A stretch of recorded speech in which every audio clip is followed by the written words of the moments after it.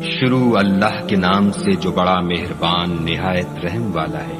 और उसने आदम को सब चीजों के नाम सिखाए, फिर उनको फरिश्तों के सामने किया और फरमाया कि अगर सच्चे हो तो मुझे इनके नाम बता।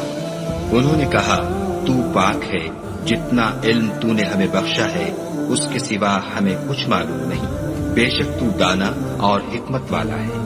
तब खुदा ने आदम को हुक्म दिया कि आदम, तुम इनको उन चीजों के नाम बताओ। जब उन्होंने उनको उनके नाम बताए तो फरिश्तों से फरमाया, क्यों, मैंने तुमसे नहीं कहा था कि मैं आसमानों और जमीन की सब पोशीदा बातें जानता हूँ, और जो तुम जाहिर करते हो और जो पोशीदा करते हो सब मुझको मालूम है। और जब हमने फरिश्तों को हुक्म दिया कि आदम के आगे सजदा करो तो वो सब सजदे में गिर पड़े, मगर शैतान ने इनकार किया और गुरूर में आकर काफिर बन गया। और हमने कहा कि ए आदम, तुम और तुम्हारी बीवी बहिश्त में रहो,